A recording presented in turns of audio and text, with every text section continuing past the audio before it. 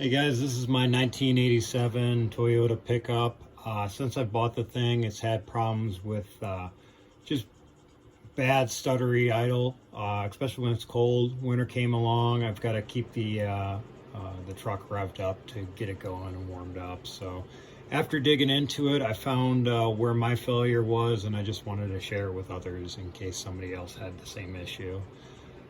So what was giving me trouble was a part in the engine called the air valve. Essentially what it does is it allows air to bypass the main throttle body when the engine is cold, so the idle goes up.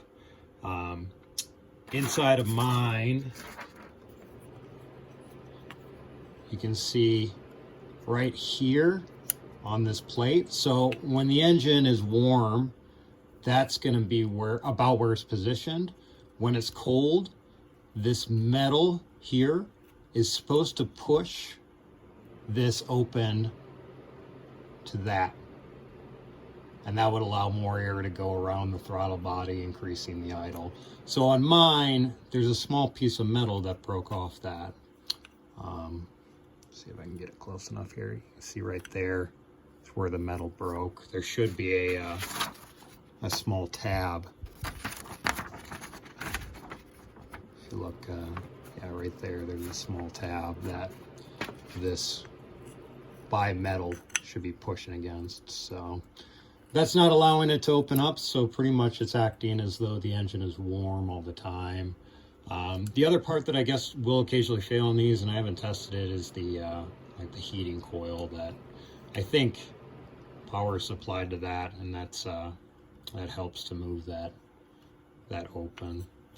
So yeah, I ordered a part, and unfortunately these are not available new, but I picked one up on the used market. When I get it, I'll be disassembling it just to make sure that it doesn't have the same issue. But yeah, the good and the bad, I found exactly what the issue was, but unfortunately, as of right now, this is about $150, $200 part, so a little more thrown at the old junker Toyota. But yeah, I don't know. Thanks for watching. Hopefully, if you have that kind of issue, you can check it. If you do get a hold of the factory service manuals, they do tell you a check that you can do on this without actually having to remove it and look at it. And that's simply at low temperatures, if you pinch the hose that comes up to this, the engine RPM should drop. What that would do is it would act as though my valve is acting all the time.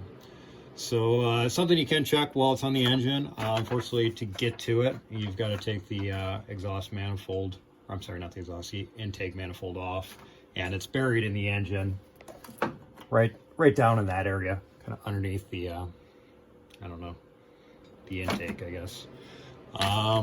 Another thing I'd probably recommend is I did buy the actual Toyota hoses. They're shaped correctly and still available. Not too costly. I think as of right now, another 30 bucks in parts.